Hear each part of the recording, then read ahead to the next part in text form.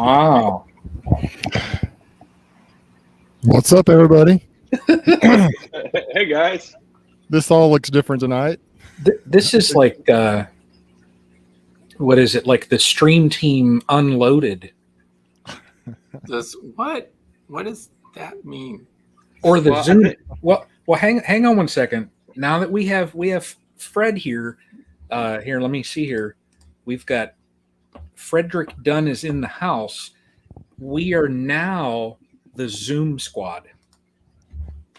Oh. The Zoom squad. The truth of the matter is, we all know how impressive Fred's studio is. Fred made us sign a no-compete clause tonight that we all had to have inferior backgrounds. So we decided, hey, let's just have the worst-looking backgrounds ever. Here we are. Yeah, I think Dr. Phil calls that deflecting, Greg. I think I am proud of you, Fred. Look, you got your live sign. I have the one. That's what I was pointing to it. I don't normally have the live sign on because I'm rarely live. So thanks for inviting me over. And you guys, I'm not allowed out of the yard like you are, but my wife is out blueberry picking right now, and she said, "Oh, sorry, you can't come because you're having your stream team thing." And off they went. Does she use those for those muffins? What's that? Does she use those for those world-renowned muffins? She does. Oh. Yeah, very few people have had those, Greg. Okay. All right. Okay. Way to make Brian and Bruce feel welcome. Yeah. I see this. I'm only like an hour or so away from Fred. I mean, are you really? All I would have to do is go straight up Route 11 and hook over on 90. Are you about to tell people where I live?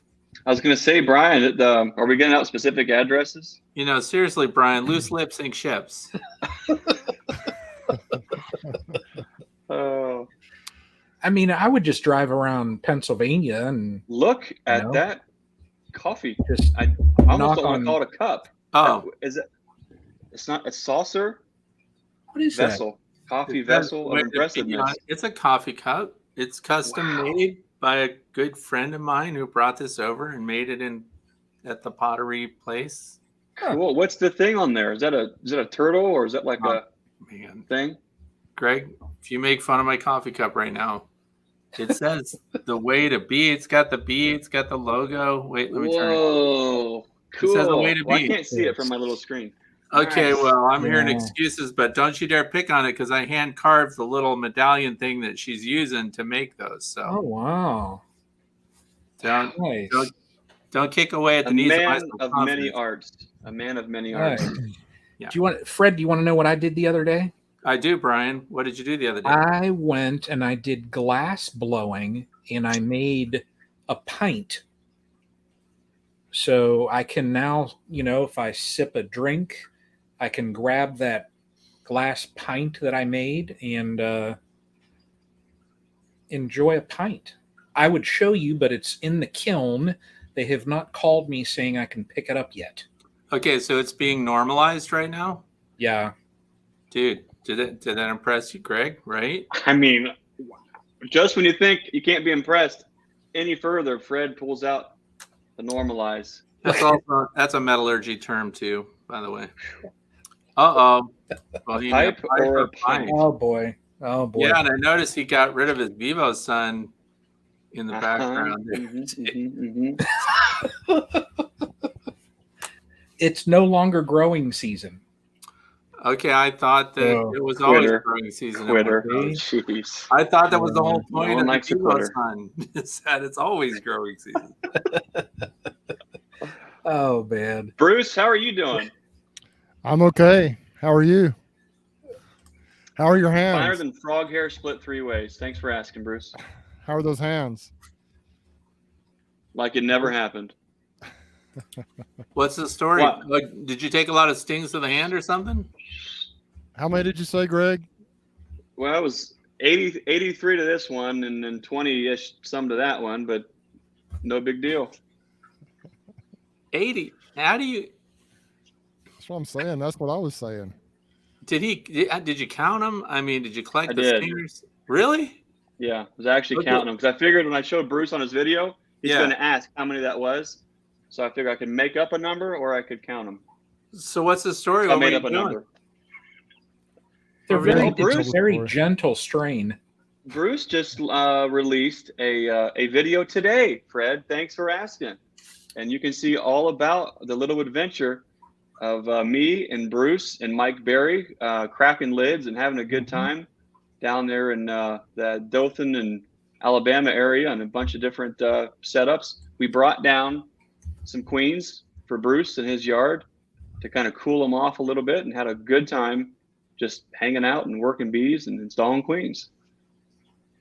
And my bees got a little bit, what we use the word spicy? Is that the word we use more than anything? They needed an attitude adjustment, that's for sure. So how many stings did you take, Bruce? I had gloves on, so I took like 2. They make I don't know, gloves? maybe They 3. make gloves for beekeepers? What are you trying to say? It's amazing. Yep, they It's were fired amazing. up though. And Mike Berry was there too, and he had gloves on. And he got a few, but no, I mean we all got a few, but Greg's hands took the brunt of it. He did wear a jacket, so I think it was mostly your hands, wasn't it, Greg?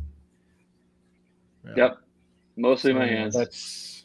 He did put gloves on though. He told me he's put gloves on what 5 times in your life, and that was 2 of them at 2 different And bee 2 of yards. them were in your yard. Yep. Oh, Mike, I guess Mike also had a video drop. I haven't had a chance to watch that one yet. Oh, but I will. cool. Yeah, he did. Nice. It was so much fun though, Greg. That was one of the funnest days I've ever had in the bee yard. It would have been fun. We just had a blast. We got to meet, Grammy's on here, Lisa, Yeah. Grammy Midlife Suburban Homestead. We met her. She's in the video for a short time. And there were some other folks that we had dinner with. We had dinner with Dirt Rooster, son of one on here. That's Ed. We had Dugan. That's John Verme was also there. And just some other family and friends were there. So it was just a really good time. I'll tell you what though, Greg, I was tired. Were you tired? It definitely wore me out. And, for folks who take pleasure in intentionally getting stung a lot, you might know sometimes if you take more than 30 or 40 stings, sometimes the next day you might get a little headache or you might get tired.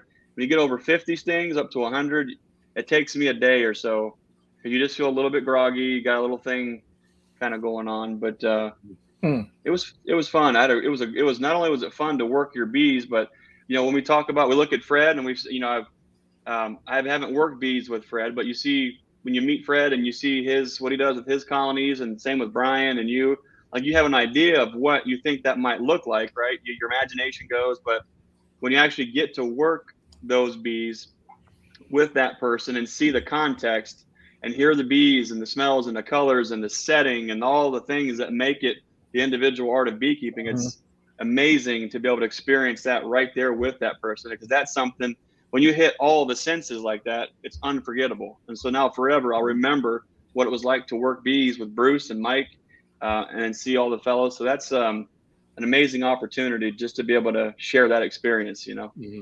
It puts everything in perspective, and it was just a lot of fun. And my bees definitely performed. They did a good job performing. I've been saying they've been a bit feisty, and they performed for Greg and Mike. So they did not disappoint. Sometimes they're not mean, but they decided to just be all out that day. So we had I've got a lot of comments on my video already talking about Africanized. I'm like, I don't think Crazy. I don't know about you guys, but I've never seen real Africanized bees. I don't think. I mean, it would have been like 10 times worse, I'm sure. So, but they were. So was that? Are you in a dearth or anything, Bruce? Yeah, we are. There's a little something trickling in, but I learned something interesting after you left, Greg. The next day, I was texting some of my friends, and some of my bees that are super feisty, I've actually replaced the queens in them with supposedly more gentle genetics this year, and they've not the ones we went through, Greg. We drove through that bee yard, but we didn't get in them. But man, they've been kind of crazy. And so I texted a couple of my friends. One of them who has bees on cotton, like these bees are, said that typically they'll get a little feisty on cotton for some reason, whatever the reason is, even when they're blooming. And so I don't know what it is about that cotton that causes that. But yeah, I think we're definitely in a dearth. Greg, the next day I went and they were consuming the food I put out for them. So Okay. I put some food out that morning early, some open feeding across the yard, quite a ways away, just to try and hopefully they would be, happy with the food. But they hadn't even touched it by the time we got up there, and it took them a day or so to find it, I guess. But the next morning they were getting after it a little bit, and I don't know. It was fun though. It made for an exciting video. So when you say you put food out, what did you put out? Just sugar water. Probably about 50-50 mix. That's what I do. Yeah. So, Wow. but they'll have. I'm sure it's all consumed by now. Probably about a they're gallon. robbing each other also. They're not real robby right now. They didn't seem to be, did they, Greg? I mean, they didn't seem to be attacking each other. They were attacking us. I tell you what I remember seeing though is there was a at first we started off and everything was okay. And I think we probably worked maybe half of them with no gloves, and it was maybe 3 or 4 stings per colony, not a big deal. Mm-hmm. And then it wasn't really, we got to about the center of the yard, and there was 1 or 2 particular colonies that they were just night and day different. That's true. What I noticed is they were, as soon as I cracked the lid gently and gave them a little bit of smoke, it was just rapid artillery, just straight up. And it wasn't, and so I just kept working through it and put the queen in.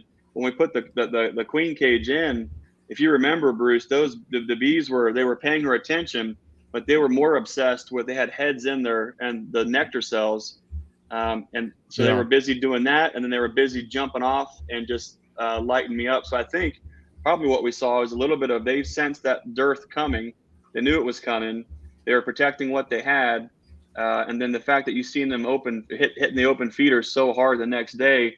We might have just been on the front side of that dearth coming in. They were starting to hit it. It wasn't really active the next day. Also, remember, those were queenless colonies we were going into because we had put them. That's the big part of it. I mean, we had pulled those splits. They didn't have queens in them, so that could be. You take spicy colonies and then pull a queen and see what happens. I mean, it's yeah. So anyway, it was okay though. It made for a good video, an adventure nonetheless, right? I always talk about how beekeeping is an adventure. And Fred, do you ever get spicy hives? And if so, what do you do about it? I haven't had any for many years, but people do call me when they have a problem. And I saw that video that you had. Just the big one, that video where they were killing livestock, and so many bees went under her chickens that you could only see the feet of the chicken. Oh yeah. Wow. So you got to really, and they're beekeepers and they couldn't leave their house. They were on patrol, And so I said, out of the goodness of my heart, I said, I'll come over there if I can make a YouTube. So, and was that in the Great Keystone State? Pardon? The Keystone State? Was that in the Great Keystone State? Yeah, it is. Okay. So see, Fred, that's what I picture African eyes being like. Mine don't really bother you till you start messing with them. I mean, you can walk all around them, pretty much. I mean, until you get into them and start cracking lids, and that's when they get defensive. There is a huge difference. And I did have a question, since you guys are introducing the queens. Did you have some that immediately calmed as soon as that queen pheromone was introduced? Did you hear an immediate response and difference in the hive disposition? I don't know. I would say the frequency, the pitch of those rascals from the second we opened the lid were just elevated to the point to where what we did see is the runny skitteriness on the frames started to slow down a little bit around the queen. So it looked like initial acceptance. Yeah. But you did a lot of hives that did not send out guards, right? A few, yeah. How did they respond when you listened to the sound of them and you introduced the queen? How did they respond, if at all? Bruce, you recall those ones? We were going so quick through those. We weren't a problem. Quick. We went pretty quick, and I don't really know. I didn't really pay that close of attention, honestly. But they seem to be accepting. Like I actually shot in the video after the one where Greg placed the queen on there. I think we did a pretty good job of capturing, the response. And I was using my iPhone, so there was no noise cancellation much, and you could really hear the difference in the pitch of the buzzing. Mm-hmm. You could hear it when they got it. You could hear it ramp up. I even put in text in the video. Can you tell how irritated they're getting? I mean, it was like within a few seconds, it went buildup. from tolerable to just this increased pitch, and it was crazy. And both Mike and Greg were cracking them open. I was mostly filming. It would have But there been was one after Greg put that one on there, and it took them a while to warm up to her, I think, a little bit. That's the one he talked about where they were tagging him and they were also had their heads in the honey. But then after a while, they started coming on her. They weren't aggressive towards her at all. They weren't trying to sting her. But then a little while later, I got a shot of one that was down in a colony that one of us had placed in there. Maybe I put that one in there, and the bees were all over it, just beginning to accept that queen. And so I really hope that they all took. I mean, by now they should be released. It's been about 5 days now. So, but yeah, Mike says there was no change in pitch that I heard. They were just ramped up. The initial ones maybe a little bit, but they were just. It's got to be a dearth. I mean, my bees are a little bit feisty and chippy most of the time, but that was off. It got off the chain a little bit there.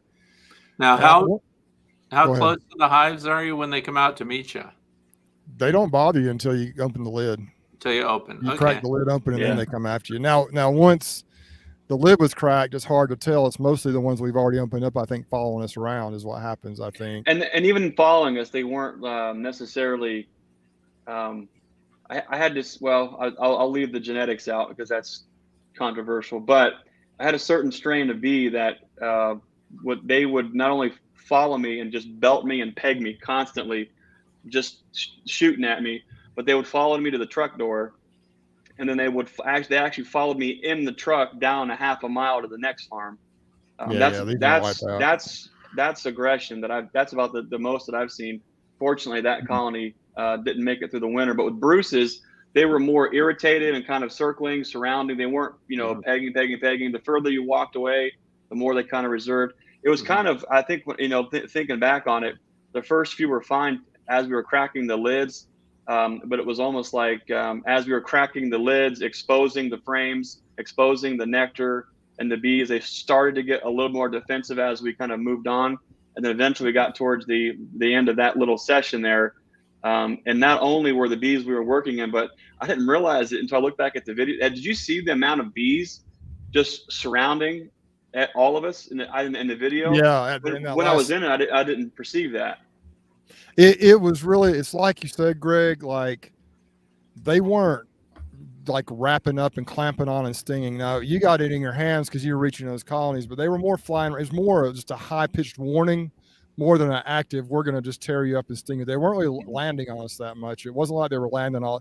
They were just a very high pitched warning and just bumping and just a frenzy, but it wasn't, it really wasn't. It sounded bad. It was, they were crazy, but it wasn't just like, Mike took a couple stings to his back but they weren't just, when my bees are super horribly aggressive, I mean, I'll look down on my jeans and they'll be covered with bees just landing on and wrapping them up and trying to sting.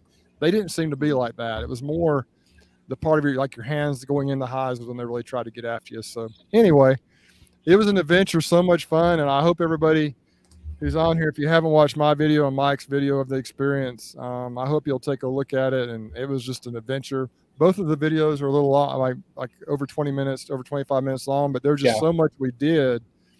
And I want to give you guys a heads up too. In my video, you'll see that Mike we were kind of joking around about the bees, and Mike was kind of swinging or kind of swishing we were doing a mite check. I didn't include that part of the video, the whole thing, because I'm going to do an individual video on that, Greg, about our mite check. That would have been another 5 minutes. And I wanted to kind of set that aside even though that's not how you normally do it, because the bees were so running around so much. It was interesting. You kind of explain your principles behind using the Dawn Ultra. So I'm going to, reserve that. I'm going to try and get that edited. That won't take long to get it. I'll get that up in the next few days, hopefully. But man, was it a fun time, guys. I really enjoyed it. I think we have someone who is also savvy. That's clear Dawn. What flavor is that? That's Dawn Ultra Free and Clear Lemon Scented. Ooh, free and clear. It won't be as cloudy in the cup. That's kind of a way to be, Fred. Way to be. Way to be.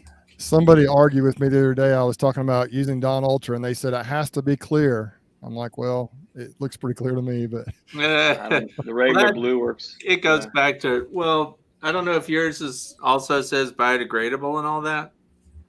I don't know. When it's in a gallon, it looks almost totally clear. So it's just the basic Dawn Ultra is what I use, the blue stuff. Fred, how much experience have you had with using Dawn Ultra compared to 91% rubbing alcohol for mite washes? Interesting you should say that. I stopped using as soon as Randy Oliver's study came out and he showed the release even before agitation of the mites with this over the alcohol, because I was running out of isopropanol. So actually his study was timely for me, and it was during COVID. So everybody was all over the alcohol for some reason, but it's all I use now. So the other thing is, because I dump them out on a coffee filter on a colander, and then I hose away the suds. Because I take the samples, I bottle the samples, I bring them inside, because they're all marked with the hive that they come from. I don't do the counts out in the bee yard. Okay. Unless I'm doing a demonstration. But otherwise I'm gathering them in these little Tupperware things, and they're marked for each hive. And then I go in, and that gives them more time to release too. It's not like the bees are going to be more dead. And the mites too have a survival rate, even with the isopropanol. Did you read that part where he dumps them out and lets them dry out after the mite wash? And then how many of them, the percentage that walk away? The bees are dead, but these mites are walking away. Yeah. Is it 2 tablespoons per gallon? It is 2 tablespoons per gallon. The other part of that is it doesn't make it more lethal if you add more. Mm-hmm. So if you go beyond 2 tablespoons per gallon of pure fresh water, it doesn't increase that. In fact, it might even be less effective. And I recently did a video where we tested it on a yellow jacket wasp nest. I saw that. That'd be great for that. We've had good luck with 1.5 tablespoons, and I wondered, Fred, if you're seeing something similar. I'm will be the first one to admit I am a very poor reader, and Randy's stuff there's a lot going on there, and so I kind of admittedly skimmed through and hit those points, and I was actually not even. Someone sent me a link today about all the details that were in there. When I first learned that, probably 2 years ago, or when it first came out, it was the ratio that I was looking at, and in the ratio there, I think he said what you had just said, 1 to 2 tablespoons with not much more efficacy past 1.5 tablespoons. Here's what we're seeing, Fred, and I wonder what your thoughts are on this. We've tested this now in over 100 colonies, 100 A/B comparisons, and this is different sources for the 91% alcohol.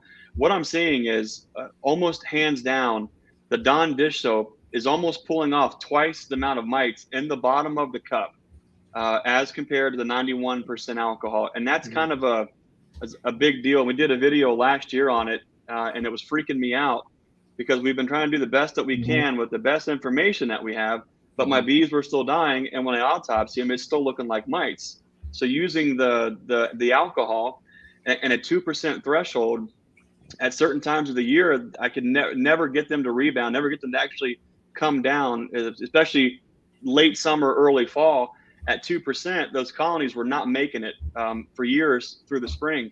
But when I did that video last year and compared the Dawn with it, and that was a frame of sealed brood, a frame of open or partial brood.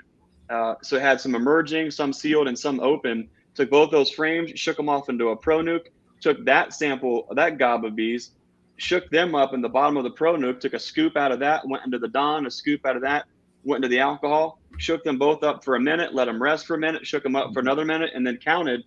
It blew my mind because it was nearly twice the amount of mites found in the Dawn versus the alcohol. And I thought, well, could be a fluke. But my inside gut thing went off and said, hey, treat this like it's the Dawn. I did that. And the ones that I got aggressive with my treatments, all those colonies made it through the winter. Everything else that I treated according to the 2%, I lost over 120 colonies and a lot of nukes because I thought that was the number. Well, great. Okay, we learned, we move on. This spring with the learning yard, with all of our new folks and our newbies, we're doing the same thing. And I had them do the sample. And so, and we're finding the same exact thing. We actually had 0 mites with alcohol, 4 mites with the Dawn. And while that may or may not be a big deal, it sort of is. Well, it is. It seems like the threshold that we're basing when we actually start treating based on the alcohol is way too late. And the reason that I think that, and here's the kicker. This is where this surpasses my smarts. When we take the alcohol that has 0 mites and then rewash it in Dawn, we get 0 mites. And then a light bulb went off. And I thought, what happens when you put just about any other insect in alcohol? To me, at least, it seems like, here's my theory, is that when these mites and these bees are exposed to the alcohol, those mites are seizing up right on top of those bees, and they're clinging, they're locked on, they're not coming off. But when we're using the Dawn, they have time. That surfactant, the wetting agent, is working. They're suffocating, they're slipping off, and then we're getting mites come to the bottom of the cup where it doesn't seem like it's doing that for alcohol. That's a big deal to me. What are your thoughts on that, Fred? No, I think you're spot on, Greg. In fact, if I were teaching a class right now, the Dawn Ultra is what I would recommend. I wouldn't even recommend the alcohol wash. Yeah. If you're going to do a lethal count, Dawn Ultra, free and clear, lemon scent, not lavender, lemon scent, would be what I would recommend. So that's next up on my agenda for my yard is to do some washes. And I might, just to compare, because I never have done that like what Greg has or others, but I might do the same exact thing, take samples off the same frame and alcohol in the Dawn just to see what I get. And I know what the results will be, but I just want to see it, you know? Yeah, definitely test it out. And what Greg said, though, the big hit there was he had one that read 0 mites with alcohol. That means you would think not only is that they don't have a mite load, that's a great candidate for breeding from that colony.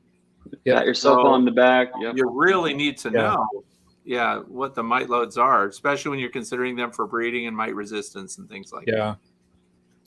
Yeah, I've tried the Dawn dishwashing stuff this year. I've started testing a little bit more, and man, those mites just slide right off of there. I'm kind of amazed by it. Actually, I hasn't been quite as scientific as what some of you guys are doing, but I just try to kind of fill half a cup to the fill line for the 300 or close to it, and then just see what I get. And I've had some incredibly high mite washes, probably more than I've ever seen before, using alcohol or air conditioning fluid or whatever it is that or window washing fluid. Window washing fluid. You're using Freon? What do you? That's expensive. No. Window washing fluid. Washing fluid. Yeah, I use that. But I mean, with the Dawn, it's like, oh my gosh, look at these mites. It's been unreal. So why use anything else, really? Yeah. So anyway, it does. Now, some people, you may have mentioned this a little bit. What do you do with the suds? I guess you just kind of let them settle, but the mites fall down anyway. It doesn't matter. But like when I put them in those cups, they're in those cups for half an hour before they make it to the kitchen. Okay. Because that's where my wife wants me to do all my mite counts, at the kitchen sink. It's mandatory. Man. But they're basically done. They're off, and that's without agitation. And that's why I dump them onto those Bunn coffee filters, because then I just spray the suds off, and it retains the mites. Huh. So awesome. You just bring an individual cup from each. Yeah, I have these Tupperware cups are super cheap. I don't know. I think they're for the grandkids or something, but for me, that's bee yard equipment. And so they stack, and you just take them out, and then with a grease pencil, you mark on top the hive number and collect them all together. And then I'm not doing 100 like Greg. I mean, that would be a totally different. We're talking about somebody that only has 27 colonies of bees. So yeah, well, your wife's name is Annette, just like mine, so she has to be cool. She's way cool. Yeah. My wife is the best. Anything I want to do is just okay with her. Fred, does your wife have Greg met her, he knows. She makes a heck of a good blueberry muffin. That's for sure. Fred, actually, she was so nice. She made us a whole batch to take home for the kids. Yeah, that was great. I text Fred and said there were no survivors. Oh, did they make it home? They didn't. They made it home, right? I had a problem with them. The blueberries were so whole and plump. And when you go to bite into it, you realize that. And the next thing I had to test my scientific theory. Said, did Miss Annette really put fresh blueberries in every single one of these muffins? And by the time the science concluded, there wasn't any left. Okay. Well, I'm on board with practical evaluation. I'm definitely you put yourself in harm's way as the test subject, Greg, and I appreciate it. Mm-hmm. I appreciate you, Fred. That was a great Yeah. question, Brian. It was, yeah. What do you guys do with crystallized honey in bottles so you can sell it? Bruce, since you have 7,700 pounds of honey, what are you going to do with that honey when it starts to crystallize? Well, so there's a couple things I do. Number one, I store it in 5-gallon buckets.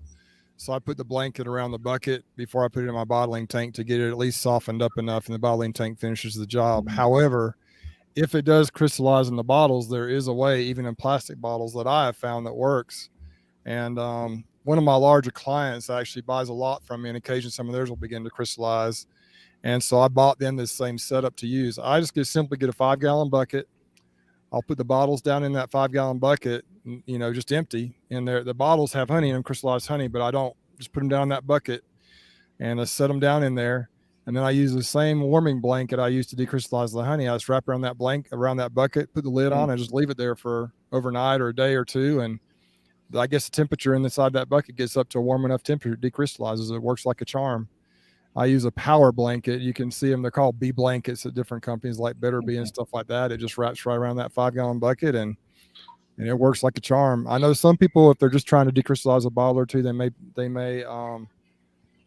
put it in a warm water bath or whatever.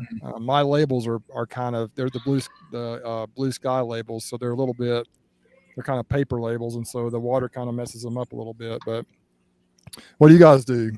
Fred, what do you do if you have issues with crystallization? Well, do you know what temperature you get that to, Bruce? I don't think it's that bad. It doesn't actually feel warm enough to me when I pull the lid off, but apparently it works. It's got to be probably a little bit over 100, 105 maybe, but I've never actually put a thermometer in there. Maybe 110, I don't know, but I don't leave it in there very long. Yeah, that's the perfect temp, 105, and you still qualified as raw and everything. It still meets all those standards. So yeah, I try to keep it 110 or below usually. And I know Bob Benny talked about 120, but if it gets that warm, I bring it back down pretty quick. I may get it there very briefly, but that's about the max I like to go. But I don't know. When I put that thing on there with the bottles in there, I don't think it gets as hot as it does when the actual honey's in there. But it does. It works, man. It takes it. Sometimes it'll take it a couple of days, a day or two to work. But man, it works well. Yeah, we just try to keep it below 110, and that way, if it takes 45 minutes to get it there, we're okay, and it clears up. But the first thing we do, though, is ask the buyer if they mind.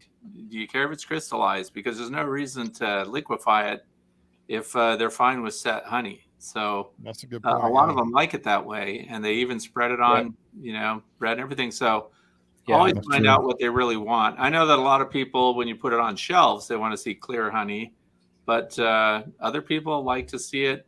It looks creamed, even though it's just crystallized. But a lot of people just take it that way. So you may not have to do anything. Yeah, down in the South, most people don't understand creamed or crystallized honey very well. They just they don't like it that way. I know that a few do, but most prefer it definitely liquid. And I personally almost prefer it to be, creamed is my favorite. Creamed or crystallized is my favorite. And so I prefer it that way a little bit, but most people down there don't have any idea. We have people that definitely want it crystallized. In fact, they don't want it liquid. So. Yep. And this is Bob Benny's sourwood honey in this right here. Oh, pinky's up. Oh, sorry. There we go. There we go. But yeah, and again, I'm such a small, it's small scale, the honey. Brian, what are you doing? I'm drinking out of my nature's image farm mug. I hope it's empty. Is it as an empty? It is. It is. Greg, is he allowed to extend his pinky when he's using that mug, though? See, I can't do that with this because it's such a. Yeah, you shouldn't. It's a decent sized mug. Yeah, you should never the mug like that. It's definitely for cups. It'd be just like if I was holding up the Dirt Rooster mug. You can't hold the pinky out with that. That's a manly mug. If it's not a Fred Dunn cup, there shouldn't be a pinkies up. See, it's a rhyme. I'm a poet and just don't know it. See what I did there, Fred?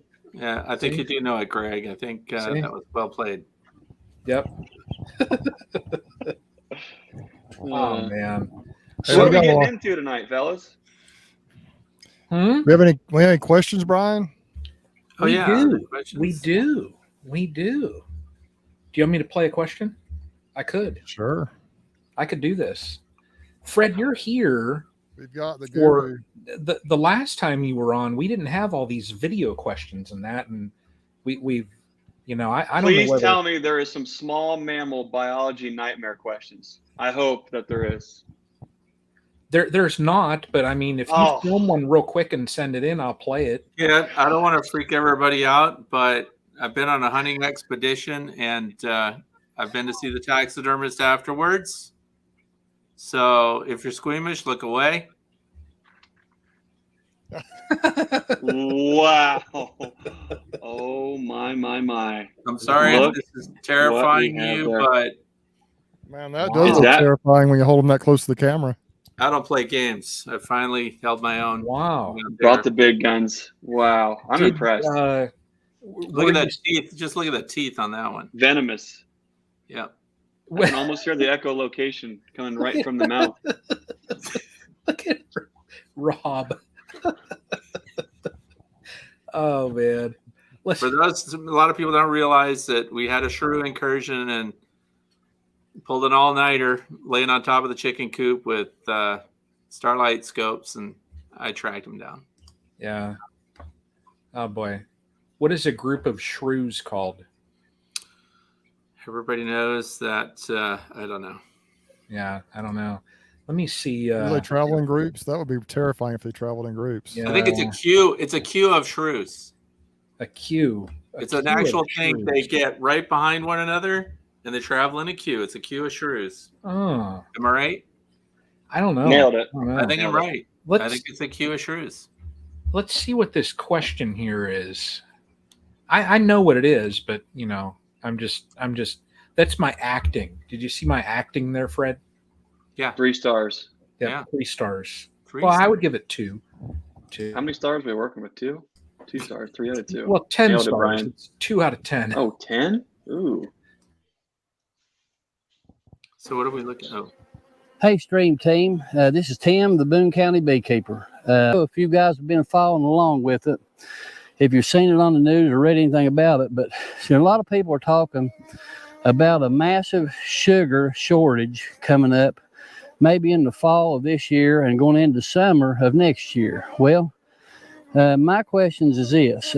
If this was to happen, you remember what happened 2 years ago with toilet paper. If everybody starts hoarding up all this sugar, and us guys here, the hobby beekeepers, we can't get sugar, what are we going to do? For me, I mean, I'm a coal miner here in West Virginia. I have a good job. I make decent money, but I have bills. I have a home, have a family. I've got other obligations. This is a hobby. Every bit of this is a hobby. So I guess my question is, somebody that's got 8 or 10 hives, I just put sugar, a gallon in here Saturday. Today is Monday. They've already sucked it down. I'm on average right now about 2 gallons a week. I cannot afford Pro Sweet. I'll just be honest with you. I can't do it. I can't afford Pro Sweet. Feed all my colonies twice a week. I can't do it. So my question is there any alternatives out there to sugar syrup? Is there anything else we can do? Anything we can buy that's maybe cheaper than Pro Sweet? Is there anything that we can make ourselves at home? I don't know, but if this happens, guys, that's going to change everything. It's going to change the way that we keep bees. We're going to have to keep more on the hives for winter. It's going to change everything. So that's what I was wanting to know, and I'd just like to get maybe your input on it.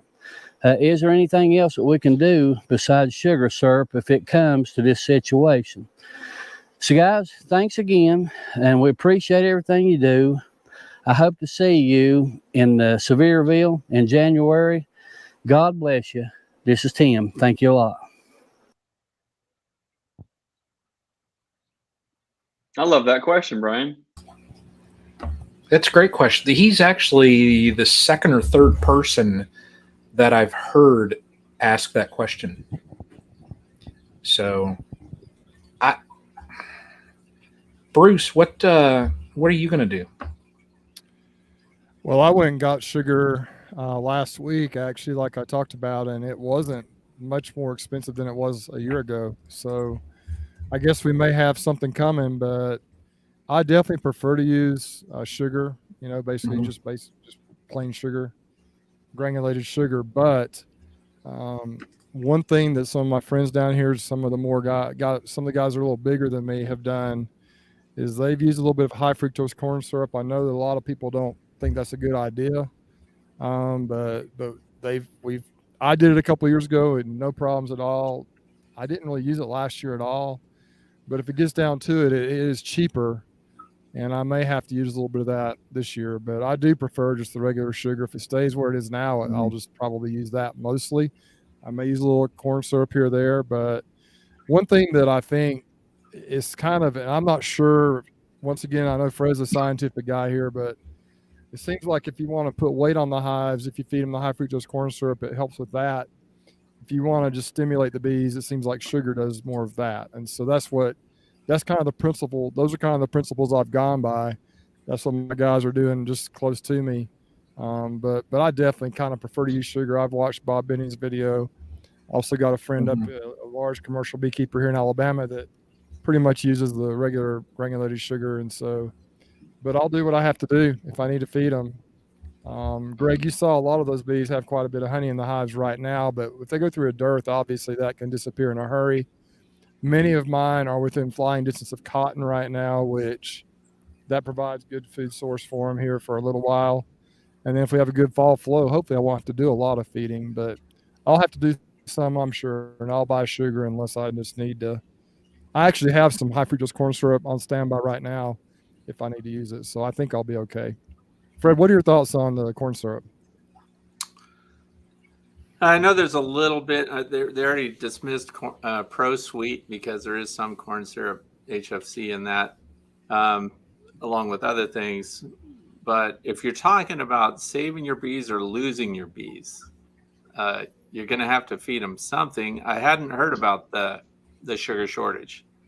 So my first thing, if somebody asked me that question, would be to research the origin of the sugar shortage threat to find out if that's real.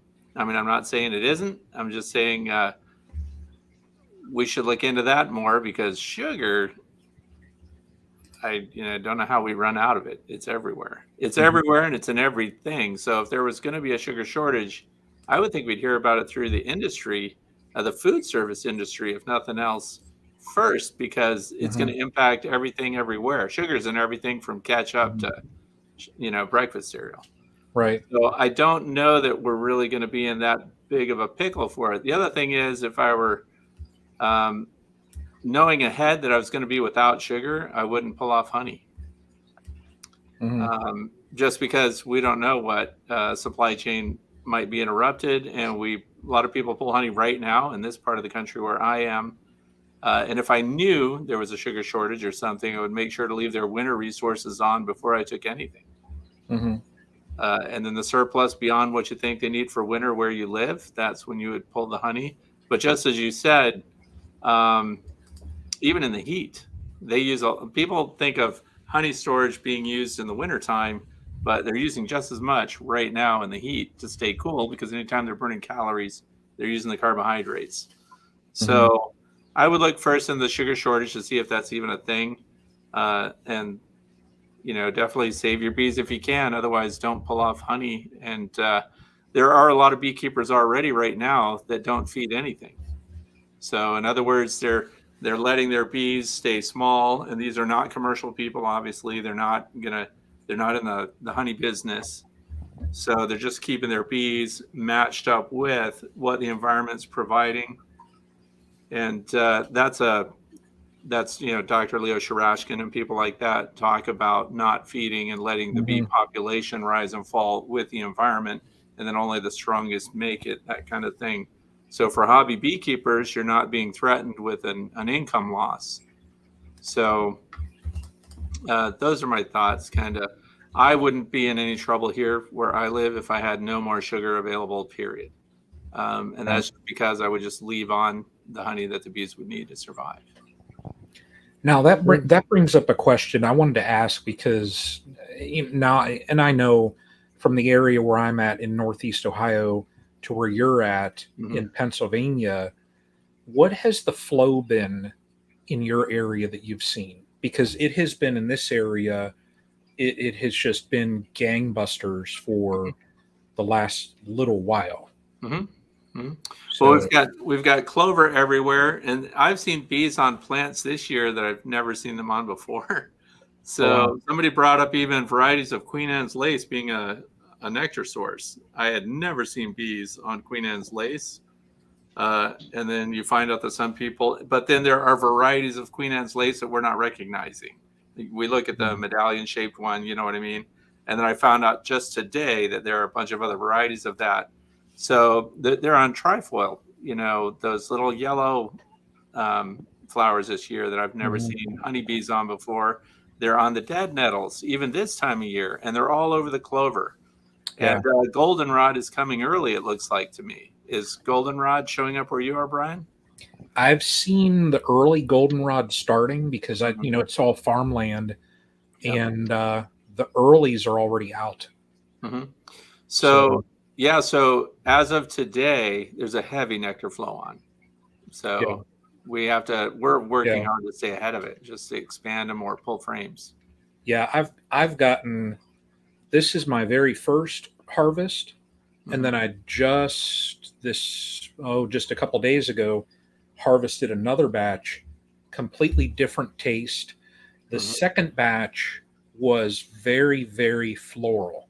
So I don't know what they got into, but if we had this great sugar shortage of 2022, my colonies are already packed. Packed. The deeps are just, they're edge to edge packed out already. So it's just been gangbusters here. Yep. Same thing. It's great bee year, great honey year so far. Yeah. I think the thing to consider with that, it's a great question, but how far does that crystal ball see? If you're in May and June, and you definitely know there's a sugar shortage, well, that's one way to go about it. But if we are thinking these things happen in any kind of a pattern, or the shortages, if we're talking about a late fall through winter sugar shortage, well, you've already had to have made plans on the safe side for that, and that can be kind of tricky. If you have got 4 or 5 hives in the backyard and you don't need to produce anything, that's maybe one way to go about it. But if you have a business or clientele or customers, it's really hard. How are you going to meet that need? And the question becomes, and it's going to separate what you do immediately, is can you tell your customer no, that we can't provide honey this year because I'm afraid of a potential sugar shortage coming down the pike? Well, it becomes really tricky. And like Fred mentioned, what are you going to do if the bees actually do need the feed? Might be a situation where you have to take your ideals and put those right in your back pocket and do what you have to do to keep the bees alive. And a lot of these things is we're going to base what we do on what we think we know is going to happen in the fall. If we want to get a little more aggressive on pulling a spring or a summer crop off, well, then we're hopefully, at least in Ohio, or hopefully going to be banking on goldenrod, which last year was a complete bust. This year, like Fred, like you guys mentioned, the goldenrod is up, but it's up about this time every year, the first early goldenrod. And about 4 weeks from now is when we should start seeing the producing varieties, at least in my neck of the woods, kind of start and kick on and start to smell the smells, and all those kind of cool mornings, cool evenings kind of coincide with that dance. But one thing I wanted to throw out there is there is a massive misconception that folks cannot afford ProSweet. I would almost argue that you can't afford not to have ProSweet or something on hand. If you actually put a price tag, and I'm not taking my shoes off to count that high, but if the price of sugar is 37 cents a pound for dry sugar, what does that take to actually make up something as heavy as ProSweet? Well, you can't do it. You can't physically, with equipment that we have, even mix a 3-to-1 or 11.55 pounds of a feed, right? Mm-hmm. So where does this get tricky? It gets tricky because ProSweet, it's not going to freeze. It doesn't go bad. It's shelf stable. So if you are able to buy it in bulk in a 55-gallon drum or a 250 or 75-gallon tote, if you want to go down the avenue of preparing for something to happen down the road, you're talking about setting yourself up and your bees up for the next year with feed, whether you need it or not. And a lot of us have seen I have a lot of friends that I absolutely respect their views and how they do things. I know some that run 3,000 colonies on fructose 55 and their bees look gorgeous. I know some that mix up dry granulated sugar and have 3,000 colonies and they look gorgeous, and the same thing for ProSweet. You have to do what you can afford, what you think is best for your bees and your context. What I've seen, we're very small, 300 hives, if we peak at that this year. Our bees in the spring, they brood up beautifully. They draw out wax, and they have exactly what they need all year using ProSweet. But that is us in our context and bucket feeders, and things get, the whole entire conversation digresses quickly when you're talking about when you're feeding and how you're feeding it. But I think folks should maybe consider the price of dry sugar, what it would take to actually mix that to a ratio that's thick enough to not freeze and to be shelf stable. Try to put a $sign on that before you automatically discount the opportunities on something like ProSweet or even fructose 55. I want to add something, Greg, to that. You can put, I have ProSweet on the shelf, by the way, just in case. But you can put that on in winter, just like honey. Yep. So it doesn't have to be, and it's got invertase in it too. So, I mean, it's ProSweet is a good formula. I'm not saying it isn't. Yeah. Go ahead, Bruce. See a couple of comments coming through talking about rain. Looks like I need some rain. Well, right now I'm not in Alabama. I wish my camera would, maybe as the sun goes down a little bit, you'll be able to see, but right up here, right in that, there's some beautiful mountains. I'm in Utah right now, just south of Salt Lake City, visiting my mother-in-law and my wife's family out here. And three of my kids live out here too. So that's where I'm at. And it's a desert out here. They are in a severe drought out here. They have been actually for years. And so that's why it is very dry. So that is Texas, I think, was talking about that. So I am out here in Utah right now. But Fred, I did have a question for you, Greg, and maybe a request. I did have a question about the ProSweet. For those who may be interested in buying that, if you want it at a thinner ratio, can you just put water in it and thin it down some to help it go further? A lot of folks do.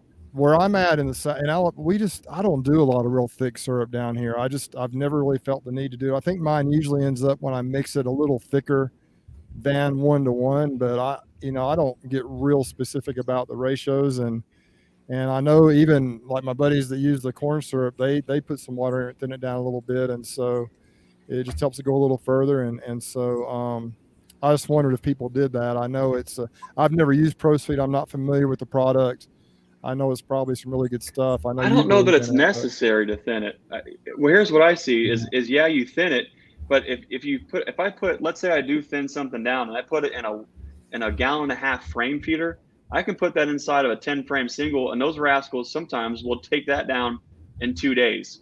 Right. But if I put something thicker in there, it takes them way longer to move that material out. If I put those things in bucket feeders, if I compare 1-to-1 with ProSweet, it takes them 3 and 4 times longer to pull the ProSweet out of the bucket than they do out of a 1-to-1. So my thinking is they're spending a lot of time and resources potentially processing, inverting, and whatever else that they are choosing to use those carbohydrates for. It just seems like the ProSweet, if I'm starting off a split in the spring of the year, I might put no more than at the very most 3 gallons of feed on something to get it into doubles by wintertime. That's it. And usually this year it's been about 2 gallons. So they're not using a lot. Okay. Yeah, and if you thin it down, you have to worry about it spoiling. It's full strength. It's got that shelf life, and if you add water, you're gonna risk losing it.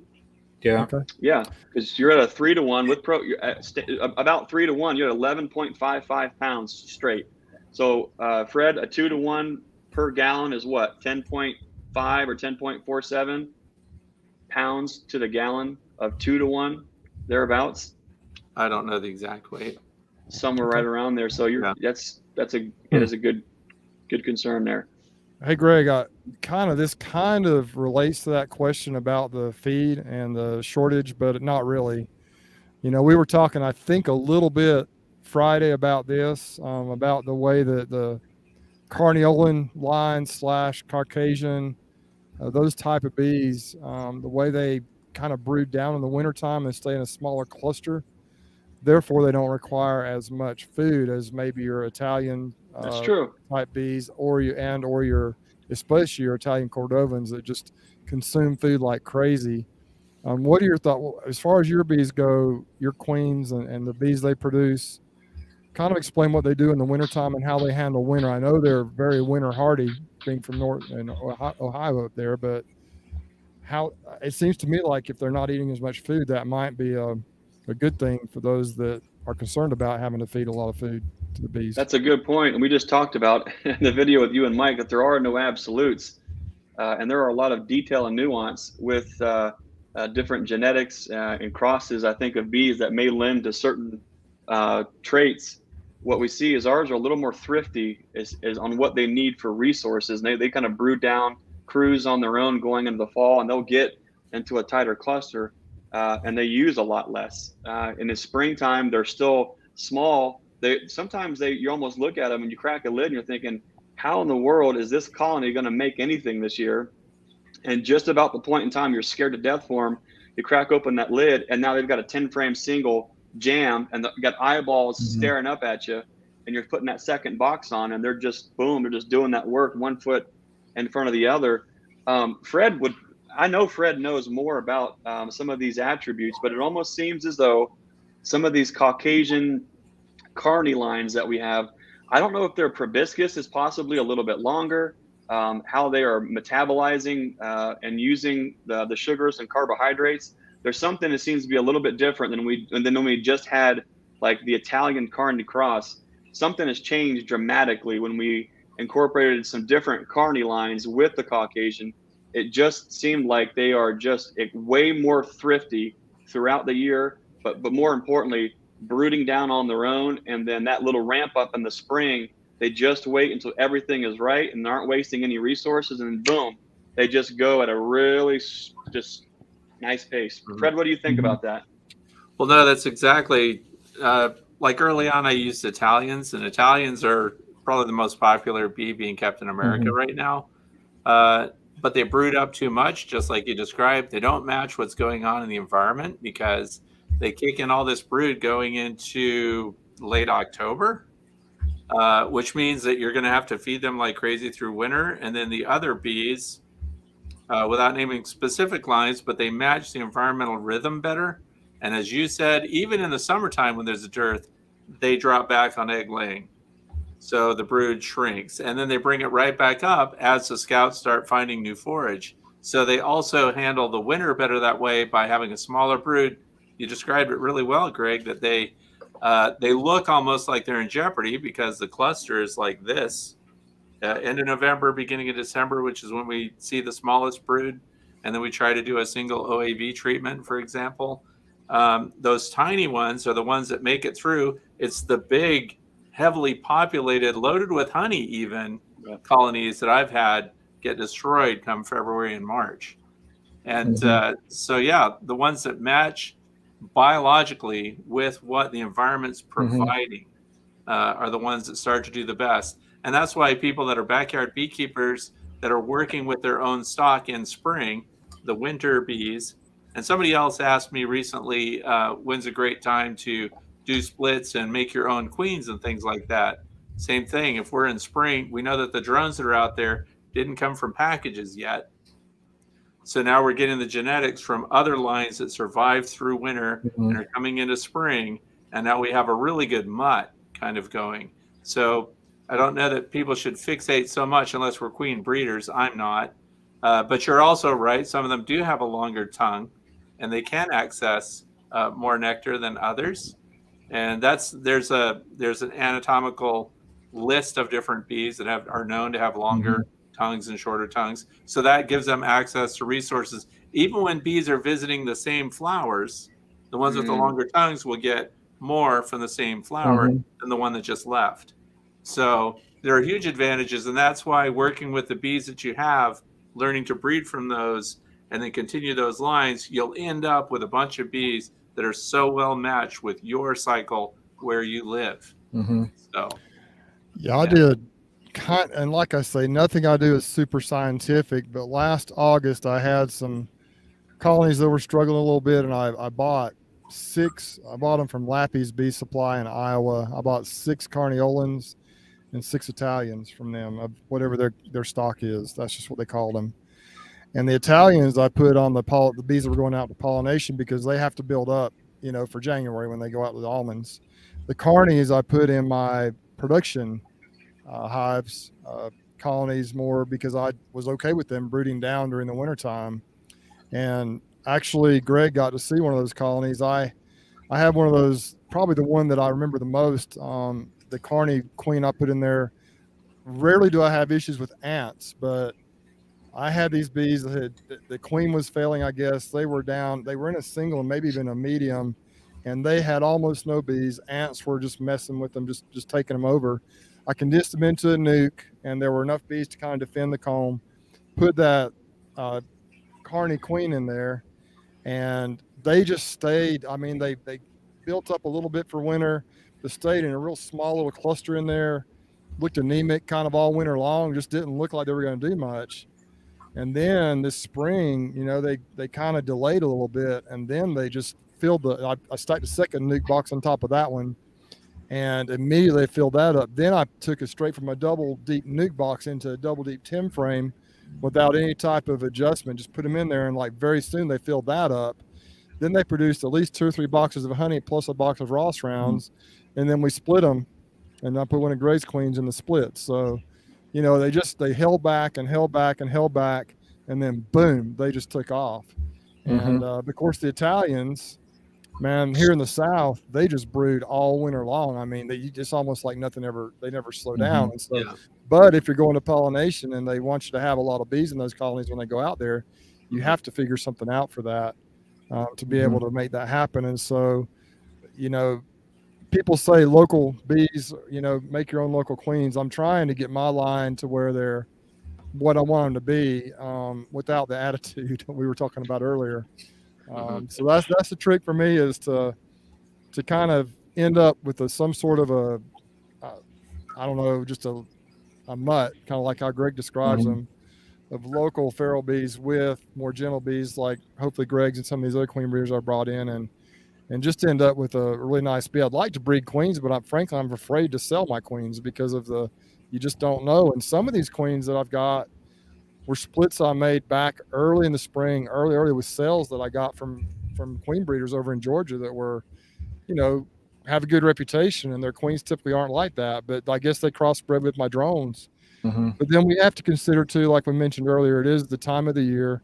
We are probably in a dearth, and those colonies were queenless before we got into them. So those are all things to consider, but still, Bruce, you've mentioned, I don't want to put you on the spot here, but you've mentioned, let's just say the ladies have had attitudes throughout the year with accentuated attitudes in different parts of the year.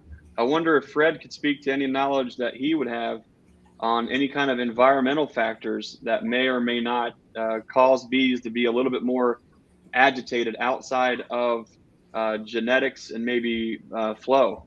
I will say before he answers that during the honey flow, they're not bad. During the honey flow, you can, it's not year round. I mean, there are a few of them that are a little chippy even during honey, but most of them are pretty nice during honey flow, during when we're producing the honey from the privet and the tallow. So from about mid-April until mid to late June, they're not bad at all. But boy, the rest of the year, it seems like they're pretty chippy and a little bit nasty. But to answer what Greg was talking about, often people don't know what's visiting their bees at night. Yep. So true. We're not talking about these guys over here either. Yeah. I just had a conversation with Jason, Bohemia Bees, the other day, and there's two of my colonies are just, they're a little bit more feisty than the others. They're both swarms that I caught this year, so I don't truly know where the genetics came from. So I've already, I told Greg, I said, hey, I wanted to pick up some queens this weekend. Unfortunately, I gotta take care of some work things. So I'm not able to go down and get them. But when I was talking to Jason, then he made up a very good point. And these colonies, they're in my front row. So I've got two rows. I've got, three colonies in the back. At that yard, I've got 6 in the front, and they're each end colony. Now, those colonies being a little bit more guardy like they are, they're probably getting more drift. So they're probably on more guard all the time. And it's literally, it hasn't started, it hasn't been all year, but once they built up and now they've got some good stores in their colonies, they're protecting those stores like crazy. And when we got talking and he was saying, well, they're on the end. They're probably getting hit with drift day in and day out. And even there could be, like you said, Fred, there could be a pest that's coming into that yard and it's just walking over to that end colony and it's messing with them. Mm-hmm. So, yeah, there could be a bunch of different factors there that are causing that. I don't know, but could be. Yeah, that's just it. You want to consider everything. Yeah. And you may have something on the drift as well, because it's the strongest colonies that tend to be the most defensive. Yeah. They're also the ones that start robbing later too. But it's been a real eye opener to have cameras all over the bee yard. I know everyone can't do that, but this is the first year I had a raccoon climbing on hives. I've never seen that before. So, skunks are easy because they smash the grass down. They have muddy feet. They touch the landing boards. You see their scratch marks. Mm-hmm. But the raccoons, they're just up there they're testing the lids. And but then the alarm systems that I put out ran those off finally. But yeah, it's looking at the whole picture and never thinking in just one, it's genetics plus, all these other things. Because we've all had those sweet colonies that no matter what you do to them, they're just a skunk could rob them out. They wouldn't even try to sting it, So, but it's looking at the big picture and considering everything that's going on with those colonies. Yeah. Hey, I see something here. ECP says Greg, saw the Mike Berry video, 80 stings. There you go, Greg. I'd swell up like a melon. Talking about Mike Berry real quick. And this is Greg. Now, watch what I'm going to do here. So, we're. Is this one of your famous segues? It might be. It might be. Wow. We're talking a little bit, genetics and just different factors like that. We're talking about the nectar flow and all these honey stores and having to harvest. These people got these new extractors and things like that. But let's see what Mike Berry has for us here. He ran home. He messaged me earlier and was like, "Can I get a question?" And I'm like, "It's Mike Berry, Yeah, you can get a question in." So let's see what Mike got.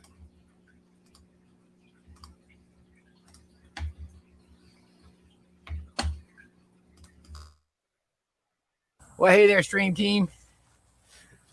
Brian, Bruce, Greg, Mike from down here in Louisiana. I got a question for you guys. Now, this is something I've been noticing since I first began to have any types of multiple supers when I was pulling honey, which is probably my second year. I noticed this in different colonies, and it's not across the board. It's not season to season.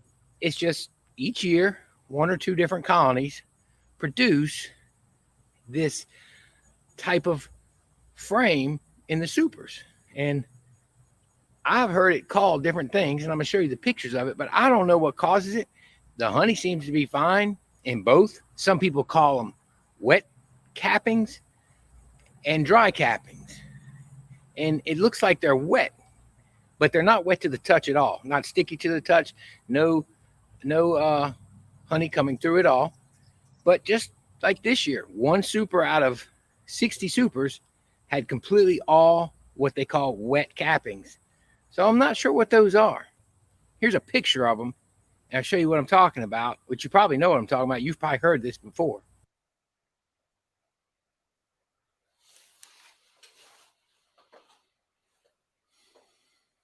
Huh. I don't think I've ever seen that. So that's them. So one's a nice, flaky, pretty white looking dry capping, and one's not. What's the deal with that? What's the difference? The honey seems to be the same. Never had a problem with moisture out of the wet cappings, but never really pursued that question and never really asked anybody what it might be. Just always heard it called wet cappings. I don't know. Are they thinner? Is it a thinner wax? Is it a different composition? I don't know. Any of you guys know? Any of you viewers know? Let me know what you think. Well, hey. That's a good question, Brian. It's probably not appropriate to answer a question with a question, but that's a nice looking jacket he's got on. But he's got a jacket on in Louisiana. Right. What in the world is going on that Mike Berry is wearing a jacket in Louisiana? He's just gun shy because he was working my bees a few days ago, and he wants to make sure he's covered up pretty good. I guess I don't know. Oh, okay. Hey, Fred, Fred, what do you think? Yeah, I got Wet an answer. cappings? Yeah, I got an answer. Shoot. When you get, by the way, this is a great lesson for people that look at their frames like that and look at the cap wax on the honey. Cut out a segment of it, cut right through longitudinally through the cells, and look at the thickness of the capping. So there's two things at play. Sometimes it is the thickness of the wax on the cap, and also others, sometimes there's a tiny airspace under the wax, under the cap, which makes it look even whiter. So you have to cut it through to look at the thickness of the cap and whether there's an airspace, and make sure, of course, to see it before you cut it because you can alter it. But that's my. So which one is wet cappings? It has The wet no cappings airspace? would be thin in direct contact with the honey with no airspace. Mhm. Yes, I've seen this a lot in my honey, and most honey is dry cappings, it seems, but we get quite a bit of the wet cappings. It seems like, I don't know if it is, it seems like it's more in the later summer harvest, maybe. I'm not sure if that's accurate or not, but we harvest so many frames that we see quite a bit of that. And every once in a while, this is really strange. Every once in a while, if I'm not mistaken, you'll see a little bit of dry and wet on the same frame, and that's just very interesting. But I think some people get concerned about that. I saw a question posted, was it on Facebook, on one of the Facebook groups or something, recently. Someone was really worried about it, I guess a new beekeeper, and you can find you can Google it, you can find that information online, but it's just very interesting how that is. I'm not sure. Fred, do you know why the bees do that? Why they leave the airspace out on some and put it in on others? Is there a reason for that, or just not sure? No, I don't. This was a discussion among master beekeepers. I think some swear by, because you'll even see it on the same cap of the same cell. One side of it will be really white, and then it goes to clear to one side. And so my thing is, well, there's no point in discussing it. It's right here. Let's cut it and look, and don't let air get introduced to it, of course, if it's not there. But it was in the darker thickness of the wax plays in both counts. Also, the airspace or a lack of airspace plays in whether or not that cap looks white. So the wet capping is a combination of thinner cap wax in direct contact with the honey that's stored. Mike had me researching this a little bit, and that's the article that I found. It basically was talking about that there's that small air pocket, and it did tie it, like what Jason said there. They did find that there are some genetic traits where certain bees were more prone to leaving that airspace. The article, it said that there's no difference with the taste of the honey, the color. It's just, there's no difference at all. If the bees leave that airspace in there, that is the difference. I will tell you this, down here in the South where we have an issue with hive beetles, just from my experience, it looks a little bit like when hive beetles are just starting to take over a hive. So you have to look at it very closely, smell it, and make sure that's not what's going on. Now, it's not. It's totally fine, but it can kind of have that appearance at first glance if you're not experienced. I don't know, Mike, if you agree with that or not. I see Mike's in the chat here, but so you got to just look at it. It's no problem at all with it, but you just have to look at it and make sure you don't see any of the breakdown of the wax or any slime coming into play, because you definitely don't want hive beetle honey in your honey. You gotta, and that's very, very rare. Usually we make sure we pull it, we check it as we pull it pretty much, and we pull it before that becomes a problem. But it kind of has that appearance at first. So you just got to look at it and you can tell the difference pretty quickly. Hive beetles have a distinct nasty smell. So you know pretty quick if it is that type of damage, but 99% of the time, probably more than 99% of the time, when we see that in our honey supers, it's perfectly fine. There's no issues. That's a great question. A lot of folks, I don't know. Absolutely. I wonder if that's Fred, if you see that a lot up north, or is that a humid, hot thing going on down south? I've seen it. Yeah, I get both here. Okay. Yep. Yeah, I've seen it at my place. So, yeah. And Greg, I mean, seeing how I pretty much think that a good portion of my bees came from this fella Nature's Image Farm. Your bees do it. Okay. So yeah, I've so seen I them. don't think it's a genetic thing. It must be just a environmental situation in the colony. Then, if you see it everywhere, you know. Yeah, I've seen them in the same colony. I've seen different frames that have it. Maybe some colonies are more prone to it, but it seems like I've seen it even on the same frame before. So it's, I don't know what causes it. It probably is partially genetic, but who knows? And another thing you might want to look at is that a brand new frame of new drawn comb, or has it been recycled a few times? Is there more wax available? Because if it's a recycled, been through several extractions, you would expect to see more cap wax on it. There Fred goes again, thinking, just mind blowing us all again. Yeah. I can't even That's keep a good up. point. Yeah. Hey, Greg, that question up there, do you still have queens available? We're still working through the last of the May and June orders. So as of right now, anything that's extra or coming out every week for local pickup. But hopefully we'll have a couple hundred extra in the next month or so, but we'll see.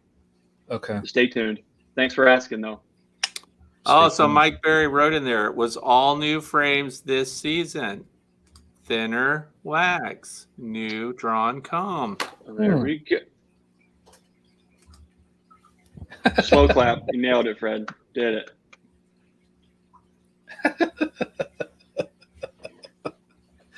Oh, man. That's good. Brian, do we have any more questions? That's it. We only had 2 questions this week. Oh, wow. See? Fred, what's new up in your neck of the Keystone State? New, as far as I have my Way to Be Academy building going. Whoa! And, so we get, I have 13 students coming tomorrow for a presentation. Really? We have three observation hives, all with different starting, so one was queenless, one was a swarm, and one is a queen right introduction. So they get to see the development all through that. And so that's what's new around here. Very cool. I hate Dr. Leo Sharashkin because his dumb Layens hive did so well. I had to buy another Layens hive. Wow. And so I just finished putting that out there because they're just, and the horizontal, the long Langstroth, same thing, bumper to bumper. The difference is my long lang is 5 feet long, so I have more expansion space. I have 20 frames in the lay-ins, so we're splitting those after the series of storms that's coming through right now. We'll be working on those. Did you get your long hive? I'm sorry. Pardon? Did you get your long hive from Ricky Rourke, Horizontal Bees? No, mine was before Ricky was making them. For the long Langstroth, I just built my own. The lay-ins hives I bought from Horizontal Hive, which is Dr. Leo's website. Fred, do you know what I seen? I saw a very beautiful apple blossom swarm trap being painted in Creston, North Carolina when I was down there by Ricky and his wife. Yeah. Did they ever get done painting that? Yeah, they did two of them. One says Team Annette, the other one says Team Frederick, and and his wife painted those. She's a very gifted artist. And if you think I'm going to put those out in the woods, you're dreaming. Those they're coffee tables in my Way to Bee Academy porch. Oh man, cool. Yeah. Yeah, so that's a shout out to Horizontal Bees. Is that what it is? I think so. Yeah. Horizontal Bees. Yeah, It was really great. They did those, and he is going to custom build a hive for me coming up. An observation hive, like the observation hive of all observation hives. I'm just going to spec it all out, and he's going to take on that job, and I'll pick it up at Hive Life next year. Cool. So, He's building me one too, or I think he's already got it built. So I'm looking forward to that too. I'm not sure when I'm going to get it. I'm not sure how he does that, but he sent me a little preview of just the painting on there. It looks really nice. Hey, there's a good question on there. Well, that's a good one too, but Brian, if you get a chance, the one from Kenny Dykes is also really good. Do you want me to answer the lanternfly? Either one, both of them ultimately, but the spotted lanternfly issue here in Pennsylvania has impacted the grape industry the most. It's on the southern and southeast part of the state so far, and it's causing us to quarantine transportation for farmers, so that's a big deal. And but as far as the honeydew goes, the farmers or the beekeepers that are in those areas are getting a big boost because the bees are getting honeydew from the lanternflies, so they're able to get nectar from plants that otherwise they wouldn't be getting it from. And the flip side of that is Penn State's Department of Entomology is also doing research, and they're going to the beekeepers, getting samples of their honeydew honey or their honey in general to find out if it's coming from lanternflies. And that's how we're finding out where the spotted lanternflies are showing up. So interesting. It's not where I am. I think it's just a matter of time. Eventually it's going to get around because the way they produce and they put these rusty patches of eggs on the sides of the plants and the trees and things. And until people are educated enough to know to go after those, it's going to be hard. So I think there's going to be a very slow progression of the spotted lanternfly, but the impact is on agriculture and grape growers, for example. What does a spotted lanternfly look like? I'm not familiar with that. They're about that big. They kind of look olive drab, and they're very distinctive, and they have spots on them. And when they spread their wings, they have brilliant underwings that you can see. But when their wings are closed, if you just Google spotted lanternfly, you'll see pictures right away. There they are, super distinctive. Okay. And you see that bright undercolor when they spread their wings, the red. Those are easy to spot. It's their eggs. And look at the larvae on there too. So they're bad news. Is there still a toxicity concern? I know in Ohio there was at least threats. The big concern was the honeydew coming from the tree of heaven, causing a lot of toxicity in humans. Did it actually pan out? Is that a thing that you know of, Fred? I don't know anything about that. And Penn State hasn't put anything out, no warnings about anything like that. I'm not saying it doesn't exist. It's just not something that I have been privy to. So interesting. Talking about Ricky, good old Jason there, Bohemia Bees, he might have slipped up because work, I'm going to be over in Philly, and he's about an hour away, and he was talking to Ricky, and Jason's, kind of slipped, and he told Ricky, he said, "Hey, Brian's going to be at my place on this date," and Ricky was like, "Well, I'm going to be there." So yeah, cool. He does some amazing work. I mean, your lighthouse hive there, Greg, in your learning yard. Gosh, it's beautiful. It's a piece Beautiful of art. It's hard to want to craftsmanship. put it out somewhere. Definitely don't want to leave it out. I want to see how the bees doing it in the wintertime, but I don't want to leave that beautiful hive out for the winter weather. It's hard enough to want to leave it out now, but it becomes a centerpiece, and you put a thinking chair out there. It's wonderful to have, you know. You know, and it's funny hearing that the Layens hive is doing, you know, is just having a great season. All these long langs and things like that. And then there is this top bar hive. Oh no. Brian, she might be listening. I've got to. What? This is an inside scoop here. What's going on? Oh, it's great. It's great. So if you have just bee equipment laying around, and you have an extra package just laying around, what does Greg do? Shake and bake, Ricky Bobby. Shake and bake. Well, that's the thing, is we had a beautiful lawn ornament for years that couldn't seem to keep bees in. And when we moved to the new farm, it was a beautiful lawn ornament. You drive in, it's right there when you pull in. And Susie, my wife, she just appreciates it for a lawn ornament. It's a giant pain in the neck to keep bees in on top bar, because you got to keep there's sides that you may have to keep clean. There might be cross comb. There's a certain thing, and it's like, some people are super into that. Me, on the other hand, it's like not decent. It's not in order. It's cool what it is, but ain't nobody got time to get in there and clean up comb and keep it from being a mess. You just let it be a mess, or you don't. Well, I had the bright idea to rip down some 1-bys and then put a groove in there, and then take my Premier foundation and cut some sheets of foundation for them to work with, and I would drop that in every 3 or 4 frames, and those goofballs just started going to a package, exploded inside of a top bar. Right now, I think they're in, what do you call it? What's the official name for those things? Racks, tops. Oh, Brian, so anyways, that thing now is nearly, it is so far full. I think there's only a place for like 8 more racks in that entire length. They have absolutely exploded.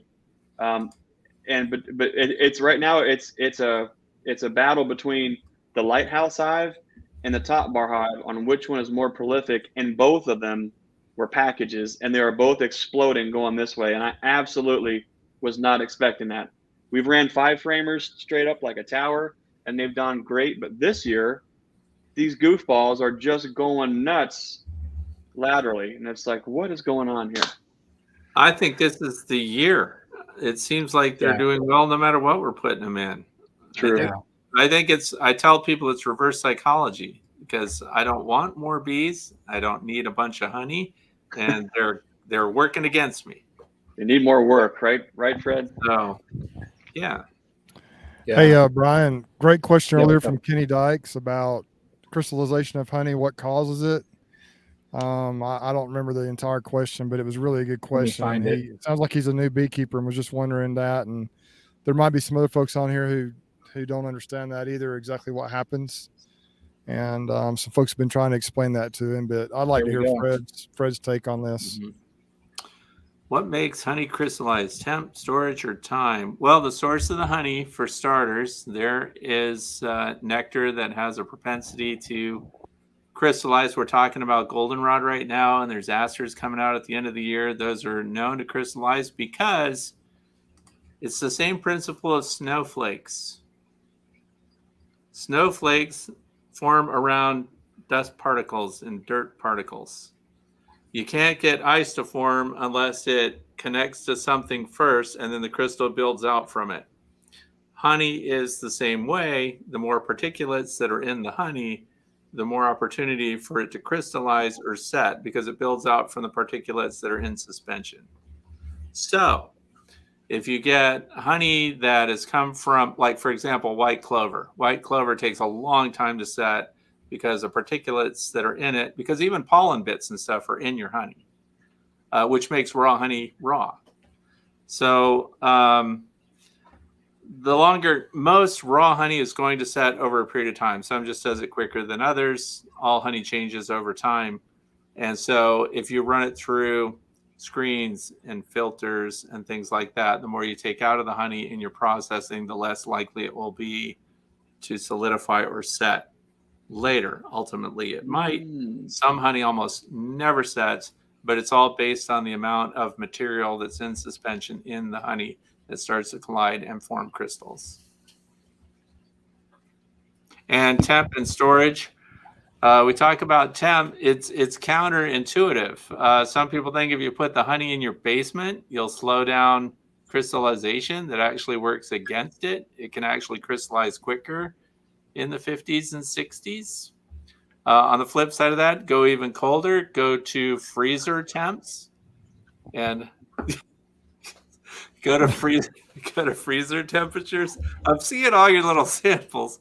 What are we looking at here, Brian? If you put your honey in the freezer, it will never crystallize while it's in the freezer. They're different, samples. These both came from the same exact apiary, but this one here, you can see it's crystallized almost the whole jar.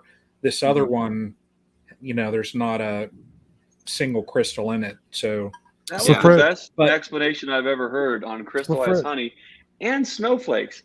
I didn't know that. Snowflakes. Yeah. Way to be, Fred.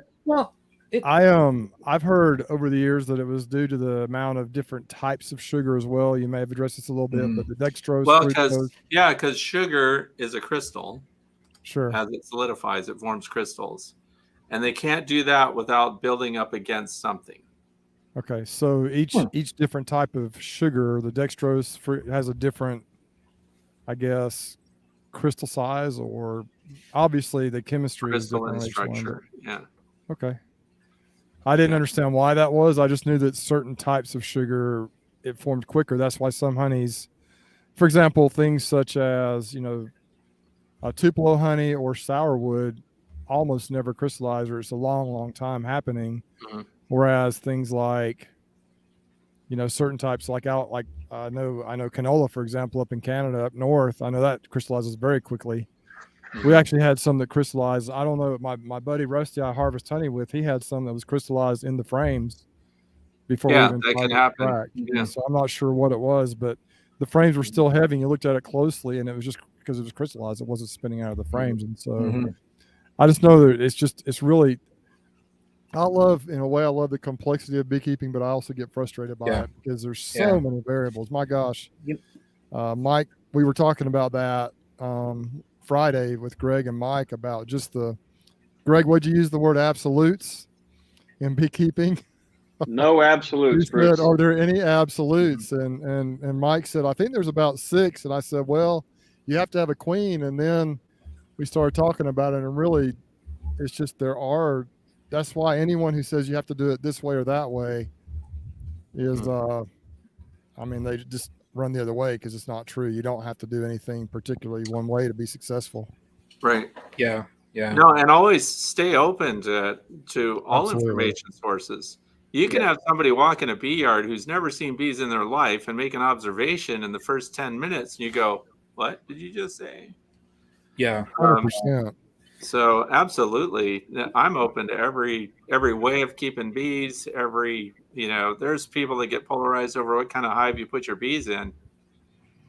It's exactly bee biology is going to be fun no matter what you're putting them in, and it is cool to find out how they manage spaces that we put them in. And you mentioned, Bruce, your nucleus hives. Those are putting 5-frame deep nucleus out in my bee yard was the best thing I ever did. Because that tiny space, they conserve resources better, they expand quicker, and those become utility resources for all of your other hives. You need a frame of brood. You just go over there, snag it, and you put it right in there, and you take their empty one and you put it right in there. And I can't destroy a nucleus colony. They just continue. Mine are in 15 frame. There are 3 stacks right now. Wow. Yeah, Greg, so I have a 4 stack out there. And those will go through winter. Those will make it through winter with no feed and no help. They grow so fast in those things. There's a guy locally I'm in Utah right now. For those who wondered about the drive behind me, may not have heard earlier, I'm out here in Utah. If you look right here, you can see the mountains. I think the camera will see the mountains in the background. Oh yeah, yeah. They're just, it's hard Nice. to just, the magnitude of those mountains is impossible to see them back behind me. Back there, they're beautiful. Yeah. In my mother-in-law's backyard here, but Mhm. but back home, I've got a friend back there, another beekeeper that he runs nothing but nucleus hives, and he just nucleus. I think he uses all 5-frame deep stuff. And what I found is a 5-frame deep full of honey seems to be a similar weight as a medium full of honey, and you know, it's just the 10-frame equipment is great, but and they will. I kind of got in trouble this year. I kind of ran low on 10-frame equipment, so I left a bunch of them. Just kept stacking up 5-frame nukes, and they build up so fast. You know, it's hard to keep them from getting honey bound. It's because they just love those things, and so Yeah, there's something to that for sure. Yeah. Yeah. Fred, I just recently purchased a book. Have you seen? Yes, I have that book. Do you? Yeah. Yeah, I'm. It's dirt cheap too, by the way. That's a bargain book right there. It is, and the information that is in In this, opposite land, yeah. the information that's in this book, yeah, that's going to be my next read.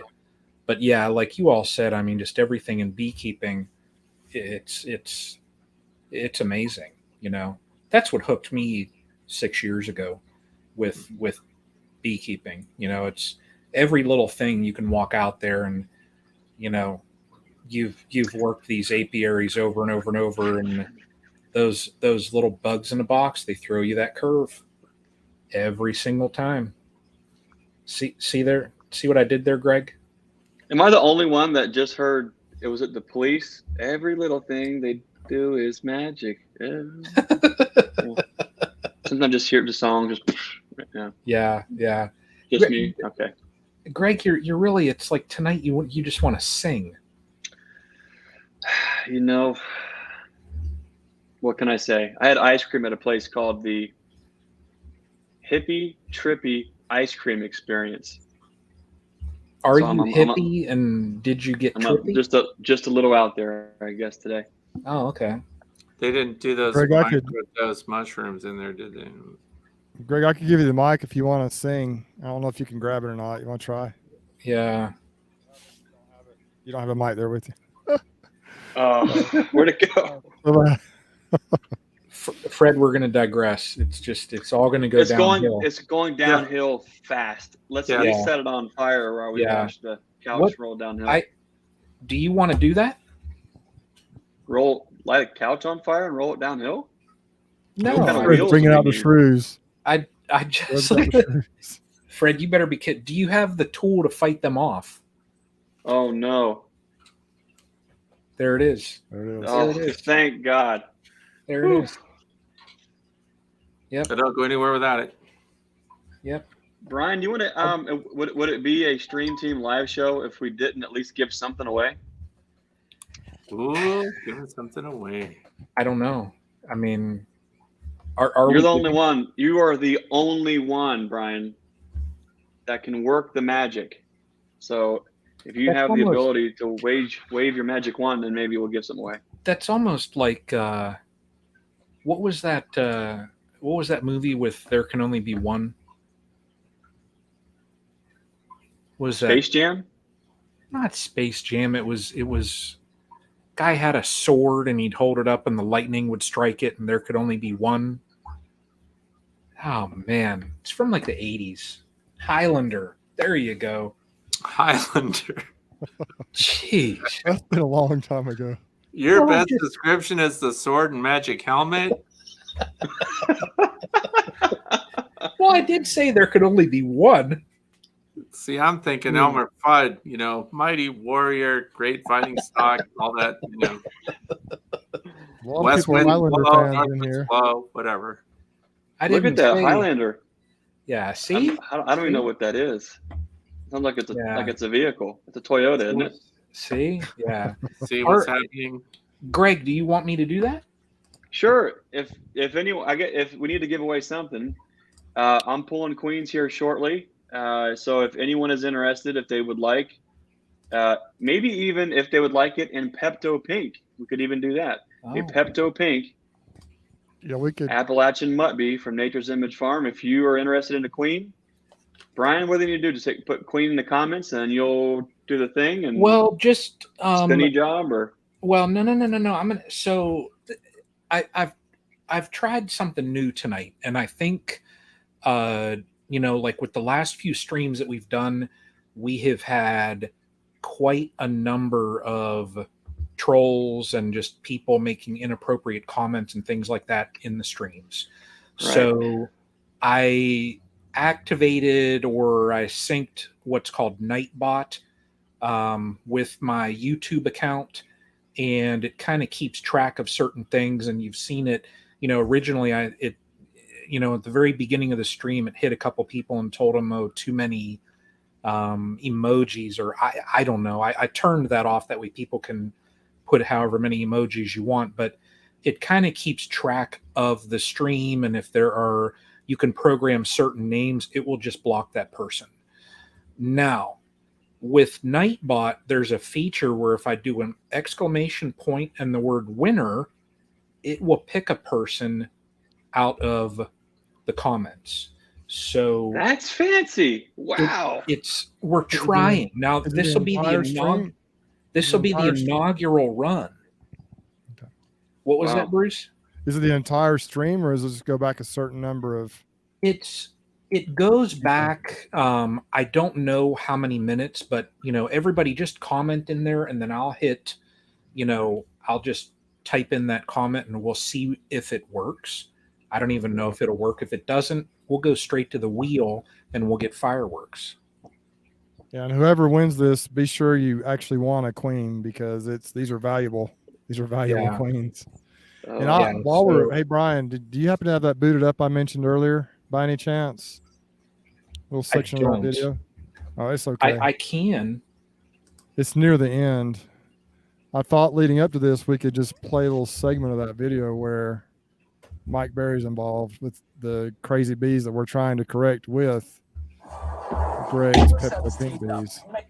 Let me see. It's at the end of your video. It's near the end. We don't have to do that if you don't want. I just thought it'd be kind of fun, but.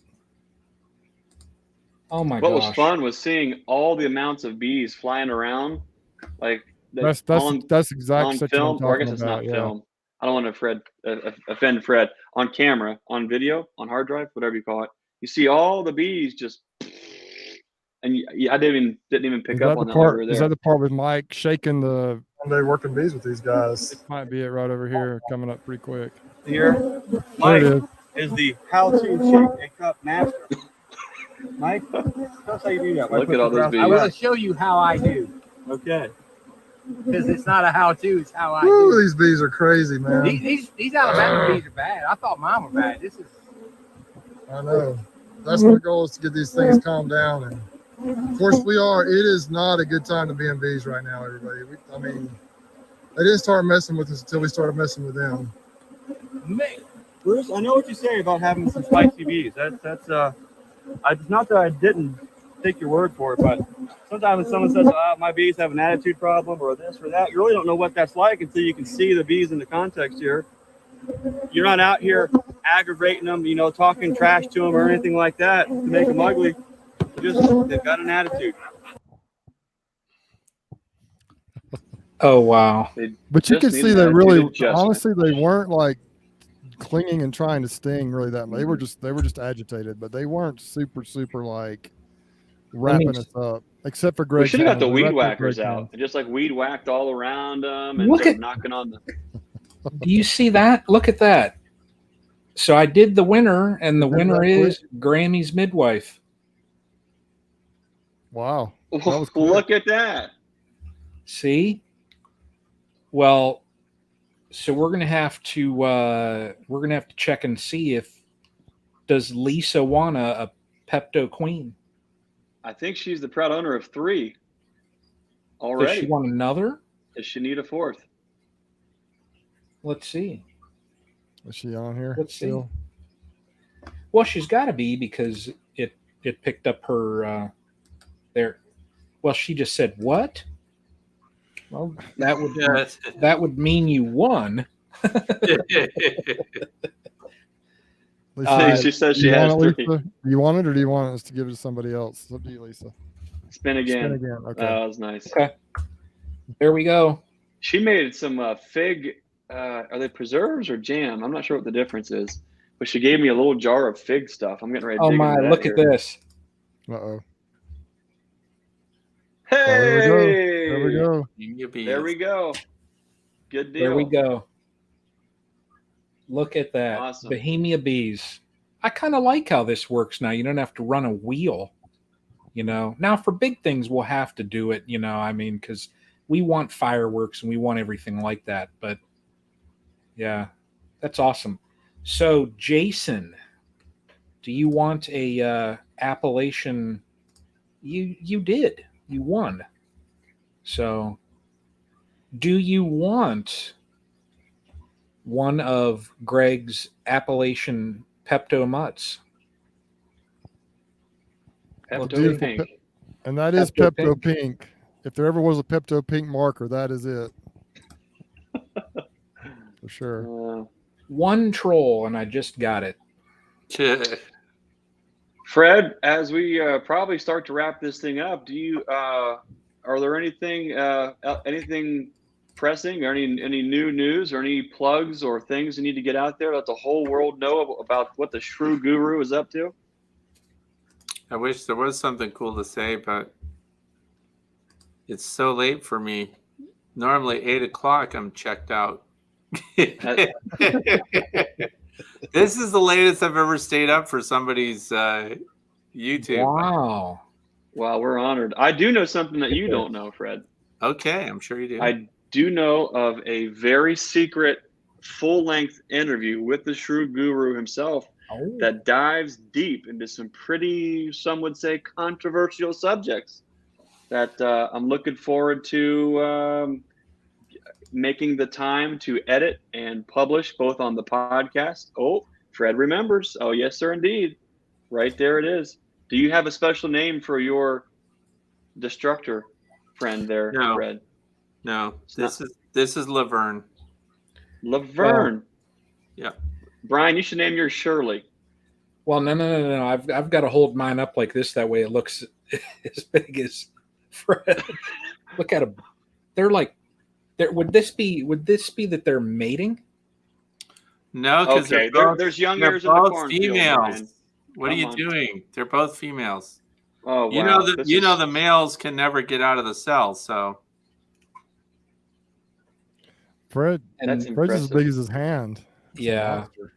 I don't even want to start that conversation again. I couldn't sleep for several nights after that whole experience there. but I Speaking of do want to say thank you for inviting me to be on, even though you knew what I'm like and you still invited me to be here. So It's always a great chat though, Fred, having you on. Yeah, always is. thank you. So appreciate you taking the time to join us and hang out with the Zoom squad. Yeah, why would I say no? No way. See, and we had to send, in order to get you on here, part of the agreement, because there were all these contracts and things like that.